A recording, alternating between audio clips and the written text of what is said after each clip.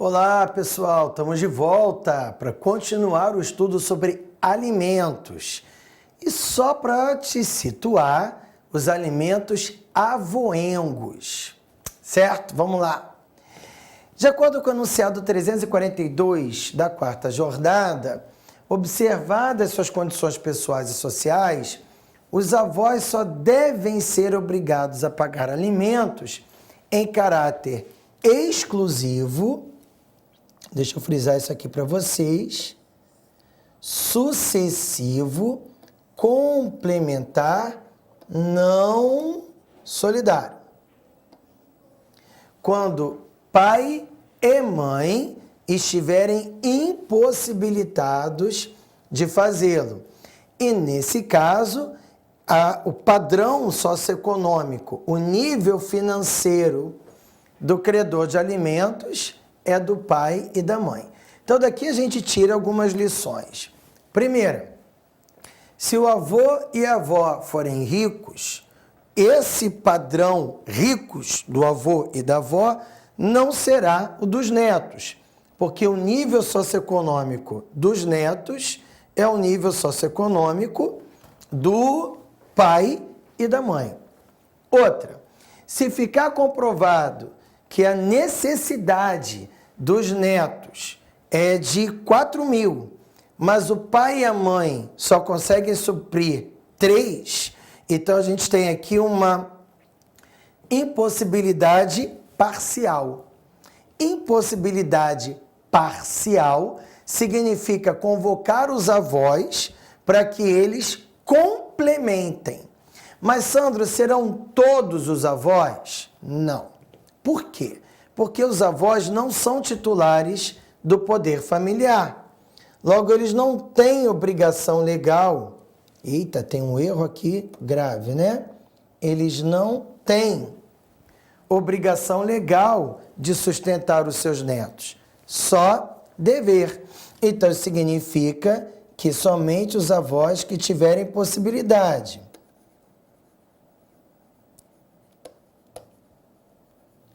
E dentre esses que tiverem possibilidade, eles vão ter que pagar proporcionalmente. Quem pode mais, paga mais.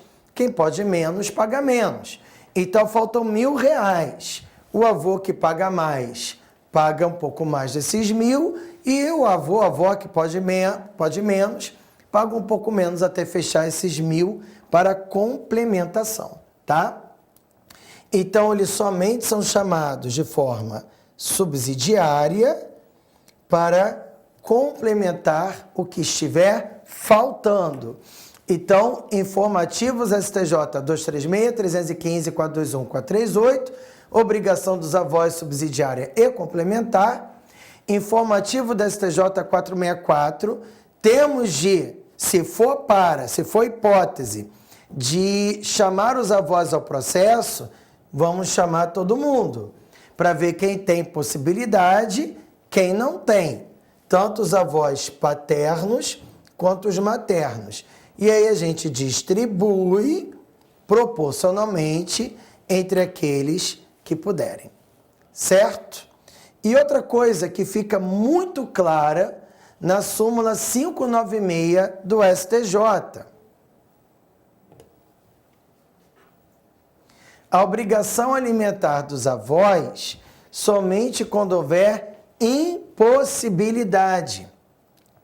Impossibilidade de suprir necessidades. Não cabe à parte decidir se ela vai citar ou não os avós. De acordo com o artigo 1698 do Código Civil, tem de ser requerido o chamamento ao processo. Logo, requerimento, quem decide se os avós vão ou não compor essa relação processual tem de ser o judiciário, ok? E uma outra coisa muito importante.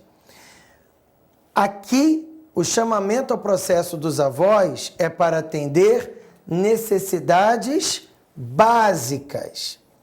Tratamento dentário, tratamento psiquiátrico, a terapia, né? Pagar a escola é o básico, não é a viagem, o curso de inglês, a escola. Não, os avós somente devem ser citados para compor a relação processual se houver impossibilidade total ou parcial do pai e da mãe para suprir necessidades básicas, certo? Então, as outras necessidades secundárias não se deve chamar o avô ou a avó ao processo. Esses são aqueles que nós chamamos de alimentos avoengos, os alimentos do avô, os alimentos da avó. Vamos dar uma olhada aqui na tela a questão do Estatuto da Pessoa Idosa. E vocês vão ter que fazer uma correção aqui comigo. Não é mais Estatuto do Idoso. Foi falha minha aqui, tá? Estatuto da Pessoa Idosa. E pessoa idosa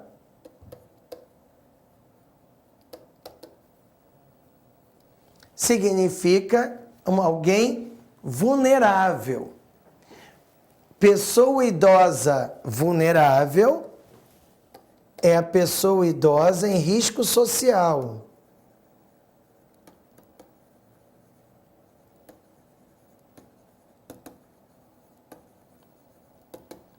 Se a pessoa idosa não estiver em risco social, ela não atrai para si a Lei 10.741 de 2003. Certo? Se a vulnerabilidade da pessoa idosa for suprir as suas necessidades, porque ela não tem condições para tal, o Estatuto da Pessoa Idosa passa a incidir. Então, por favor, corrijam mais uma vez. Estatuto da pessoa idosa.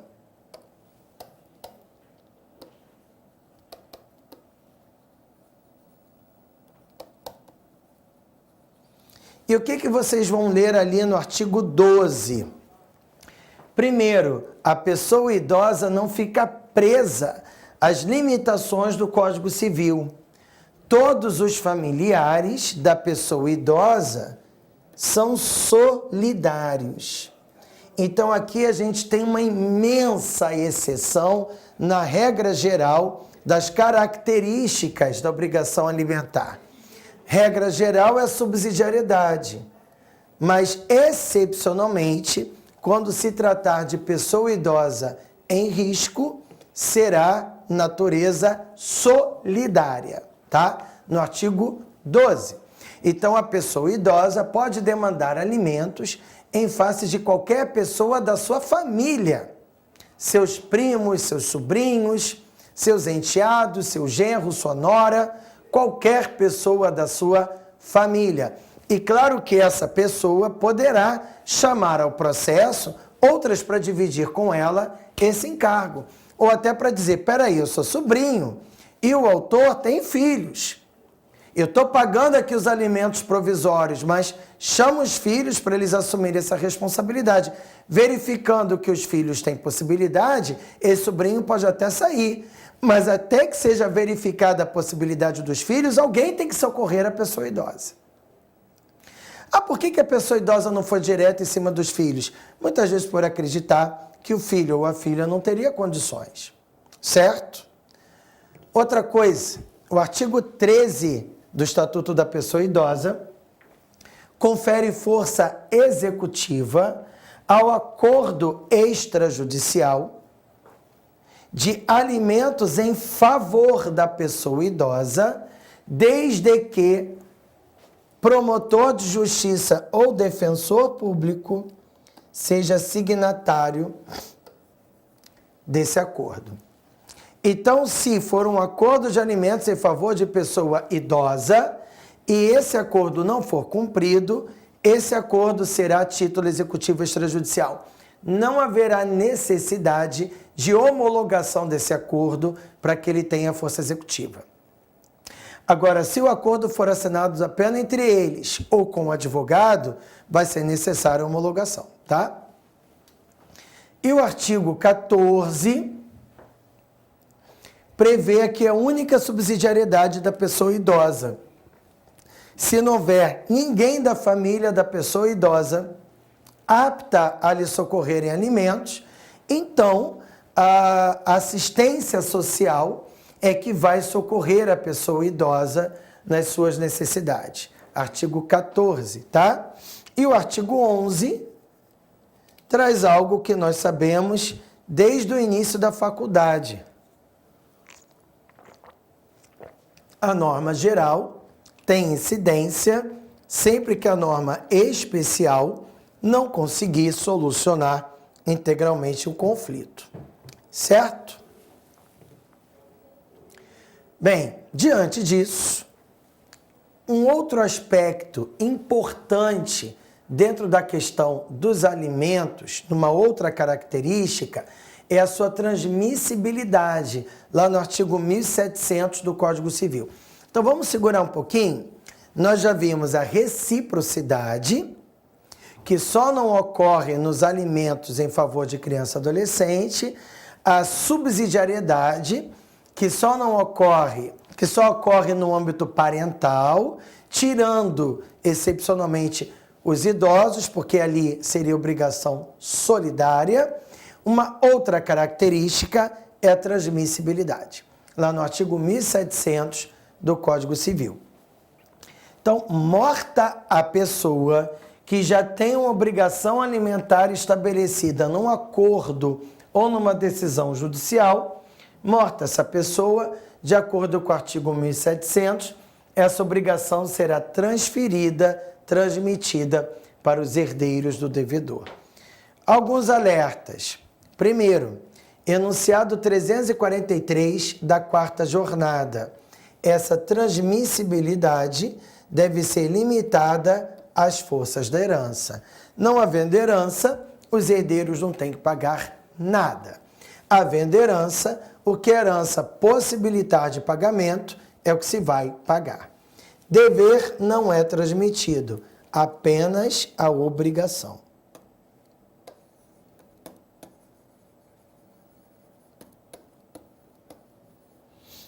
Então, se uma pessoa morre sem estar previamente obrigada a pagar uma pensão de alimentos específica, a morte dela não vai gerar essa transmissão do artigo 1700, tá? Então, somente se transmite obrigação, jamais o dever. Se a pessoa morta não estiver obrigada a pagar alimentos por decisão judicial ou acordo, não ocorre transmissão para os herdeiros. O cumprimento da obrigação é de dar, fazer ou não fazer. Por quê? O artigo 1701 do Código Civil prevê uma outra característica, que é a alternatividade. A gente tanto pode pagar alimentos em dinheiro, ou seja, em espécie, ou então entregar a necessidade in natura. A pensão pode ser diretamente no plano de saúde já pago, numa moradia, na compra de mercado em forma de vale, enfim, tanto pode ser de um modo como pode ser do outro, beleza?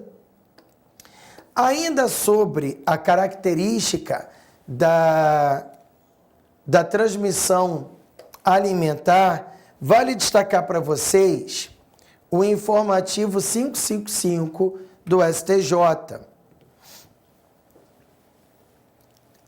Não concordo com a conclusão da segunda sessão da STJ, mas ela existe.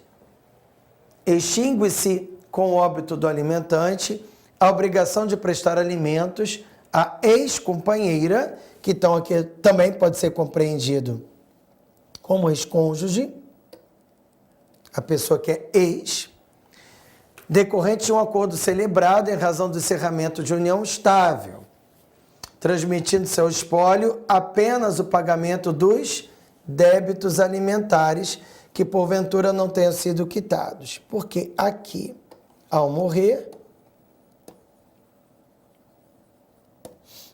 credor e devedora não eram mais família um do outro. Quando ele morreu, quando o devedor de alimentos morreu, ele não era família dela. Então, por isso, o STJ entendeu que com o divórcio, com a dissolução da união estável, também termina aquele vínculo familiar. Então, com a morte, nessas situações, não deveria haver a transmissão, tá?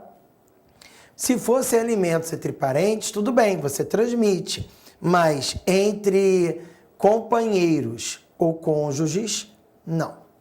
Certo? Bom, seguindo, vamos lá. Outras características da obrigação alimentar. Bem rapidinho, está tudo lá no artigo 1707 do Código Civil. Alimentos não admitem compensação. Então, eu não posso compensar uma dívida que alguém tem comigo com a pensão alimentícia. Vou pagar menos a pensão porque você usou meu cartão de crédito. Não pode. Eu não posso transmitir o meu crédito alimentar para ninguém. Eu estou com dívida com o banco, então, pai, ao invés de você pagar minha pensão, paga o banco. Não pode. Ele vai pagar mal, quem paga mal paga 2 vezes. O crédito alimentar ou já o pagamento alimentar não pode ser penhorado. Fica livre de penhora, fica livre de responder pelas dívidas do credor alimentar. E também são irrepetíveis. Por que são irrepetíveis? Porque o que você pagou a título de pensão alimentícia, você não pode exigir devolução. Todas essas características do artigo 1707 nascem da natureza jurídica existencial da obrigação alimentar. A vida é um direito indisponível. Sendo um direito indisponível, você não pode compensar vida com nenhum outro direito, tá? Mas eu vou chamar a atenção de vocês no 1707 com a questão da irrenunciabilidade. O que está escrito no artigo 1707, lá no caput do artigo?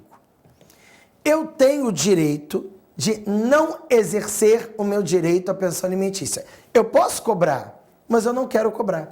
Eu tenho o direito de cobrar, mas quem tem o direito de cobrar também tem o direito de não cobrar. Eu tenho um crédito alimentar que eu posso executar, eu posso querer não executar. Então, eu tenho o direito de não exercer o meu direito, mas eu não posso me desfazer dele. Então, eu não posso renunciar o meu direito de reclamar os alimentos. Eu só posso não exercer. Isso que a lei está dizendo, lá no 1707.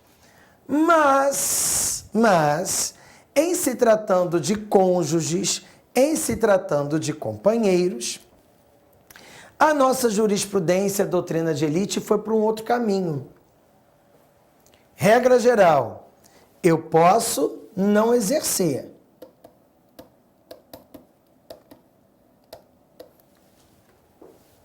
Mas eu não posso renunciar.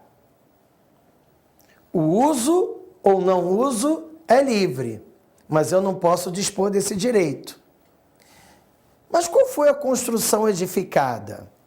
Os alimentos nascem do vínculo familiar.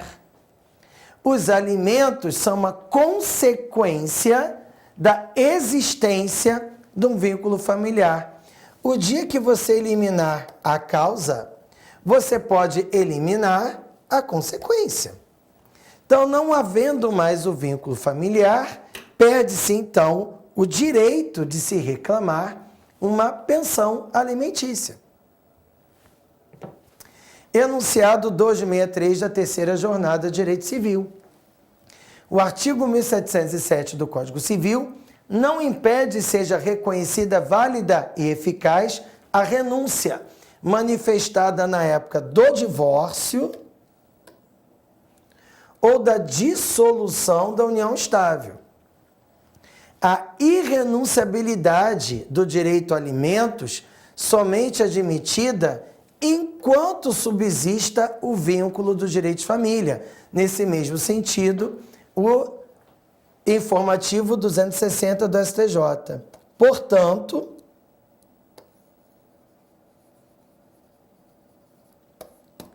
antes do divórcio ou da dissolução da união estável, os alimentos são irrenunciáveis. Mas por que eles são irrenunciáveis? Porque enquanto não houver a extinção do vínculo familiar, você não pode eliminar o efeito. Você ainda tem a causa. Olha aqui o informativo 553 do STJ. Tendo os conviventes estabelecido no contrato de convivência por escritura pública a dispensa assistência material mútua, uma moléstia grave e superveniente durante o relacionamento da união estável, que reduziu a capacidade laboral de um deles, autoriza a fixação de alimentos após a dissolução da união estável. Mas, Sandro, e aquela cláusula? Essa cláusula é nula.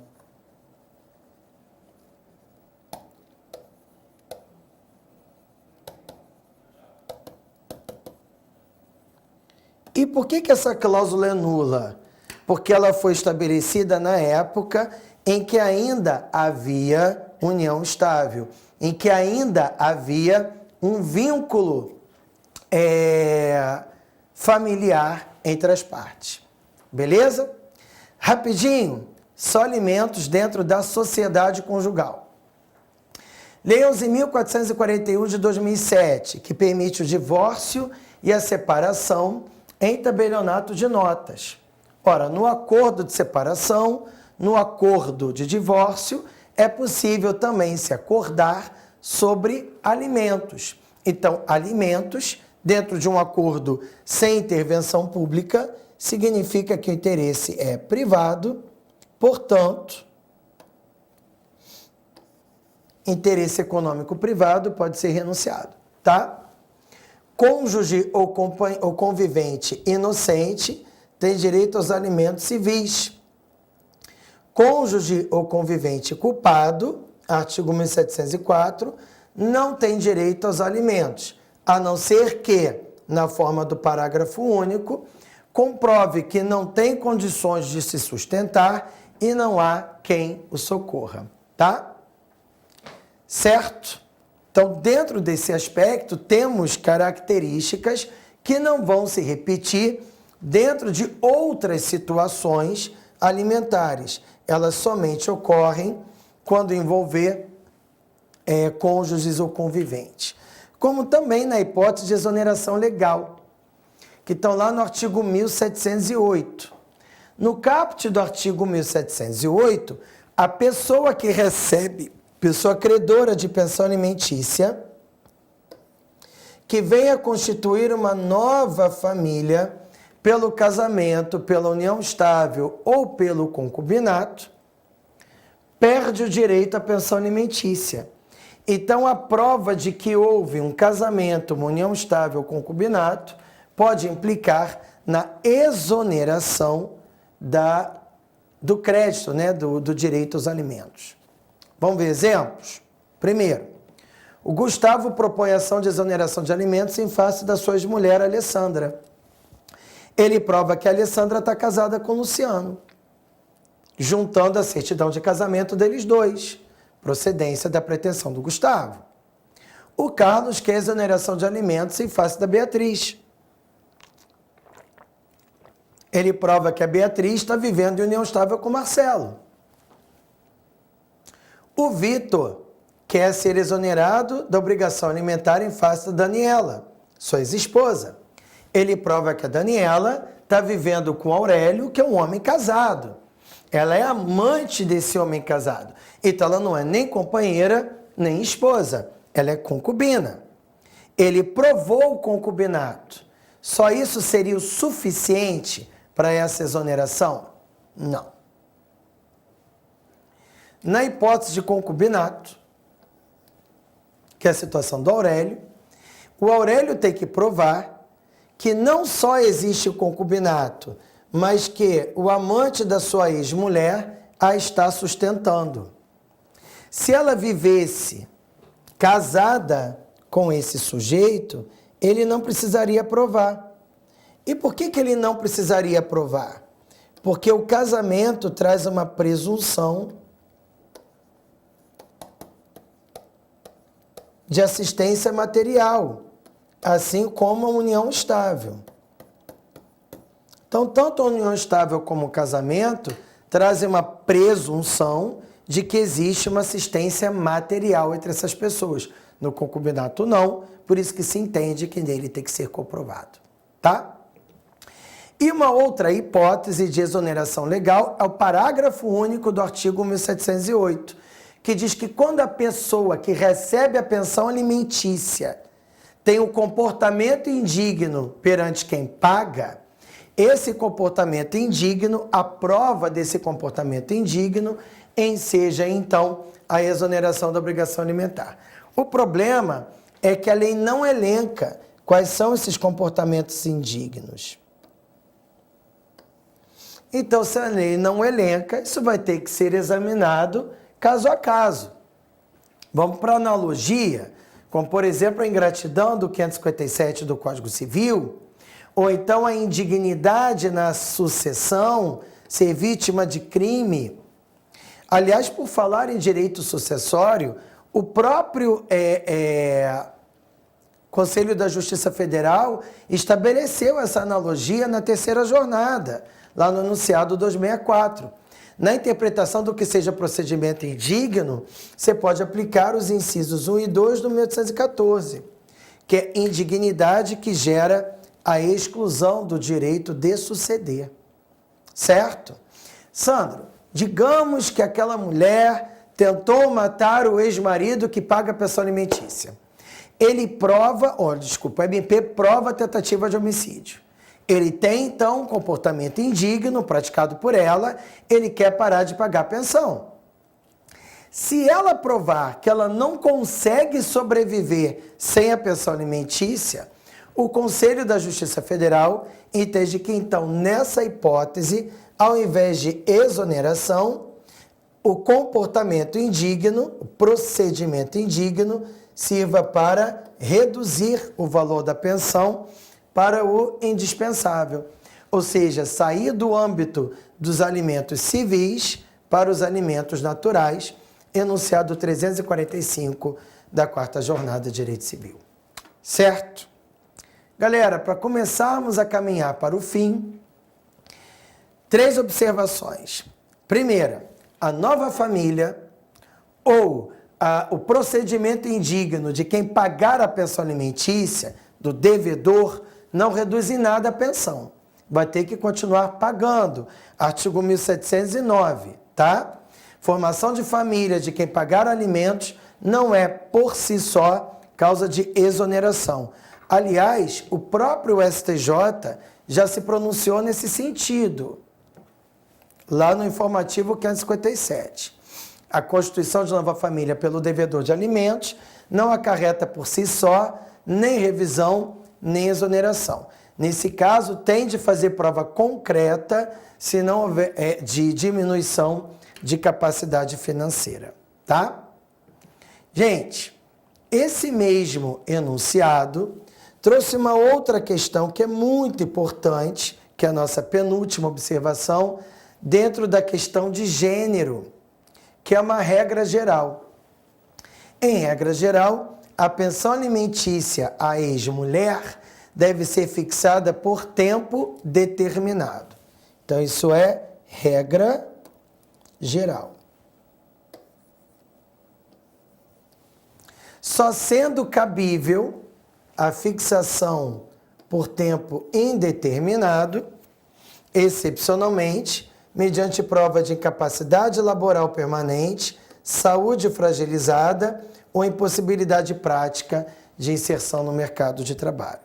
Se não fosse uma dessas 3 situações, essa mulher vai receber pensão por um prazo fixado pelo judiciário, ok? Mas, Sandro, e se ela não conseguir emprego? De acordo com o judiciário, o problema é dela, porque ele também não pode ficar pagando alimentos ad eterno, ela tem que arranjar emprego. Eu tenho uma dúvida. E aquela mulher que nunca trabalhou porque ela ficou apoiando o homem, a família, etc. Sabe aquela mulher de militar que nunca para num único lugar porque o homem está sempre sendo transferido? Ou então ela até trabalha, mas ela ganhava muito pouco. Porque o tempo que ele monetizava, transformando em dinheiro, era o tempo que ficava ao cargo dela, o cuidado da família, o cuidado desse homem, o cuidado da casa.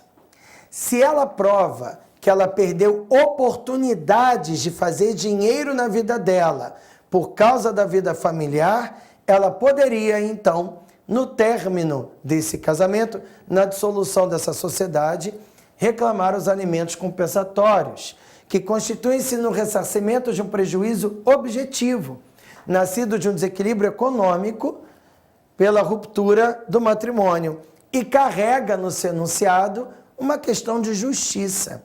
É uma indenização devida por perdas de oportunidades experimentadas por quem mais perdeu durante a vida conjugal. Notem que isso é sim uma questão de gênero, porque normalmente quem mais perde é a mulher. Isso não significa que esses alimentos compensatórios envolvam um exame de necessidade. Porque muitas vezes essa mulher está trabalhando. Só que o trabalho que essa mulher desempenha não lhe confere possibilidade de ter uma vida digna, de suprir suas contas. Porque ela sofreu um imenso prejuízo econômico para beneficiar a família. Ela foi a pessoa sacrificada. Esse pensionamento tem caráter indenizatório por tempo indeterminado, logo não há transitoriedade, é até quando se provar que esse prejuízo surgido por essas perdas de oportunidades dessa mulher já foram devidamente reparados, tá? E rapidinho, só para a gente terminar, os alimentos gravídicos. Lei 11.804 de 2008. Quem pode reclamar os alimentos gravídicos? A pessoa gestante, lá do artigo 2º. Ah, mas aqui fala mulher. Só que isso era 2008, né? Pessoa gestante. A pessoa gestante pode cobrar alimentos de quem ela apresentar indícios de paternidade ou mesmo de maternidade.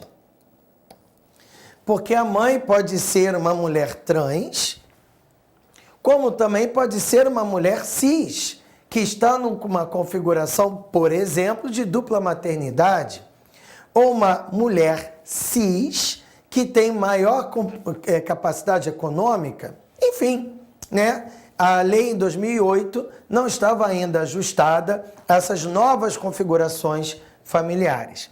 Não havendo indício algum de coparentalidade, pode-se acumular a ação de alimentos gravídicos com investigação parental e, nesse caso, pode-se requerer tutela de urgência.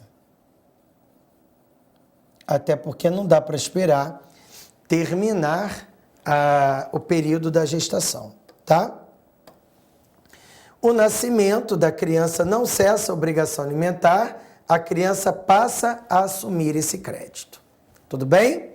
Ah, mas houve mudança do valor. Houve mudança no valor, vai provar, tá bom? Mas a criança só assume o crédito se ela nasce. É o parágrafo único do artigo 6º. Enquanto for nascituro, não. Enquanto for nascituro, o crédito é da pessoa gestante. Os alimentos à criança devidos pela gestante e pela pessoa coautora são de responsabilidade concorrente, tá? Os alimentos em favor da criança significa que a criança é autora, mãe representante legal, a outra pessoa coparental vai estar no polo passivo, certo? Pessoal, só para a gente concluir, duas pequenas observações aqui nos alimentos gravídicos. Primeira, não é objeto da ação a declaração de paternidade. A declaração ou não, reconhecimento ou não de uma coparentalidade está na fundamentação da sentença, não está na parte dispositiva, tá? Por isso não é necessário prova exauriente, é necessário apenas indícios de uma coparentalidade, certo?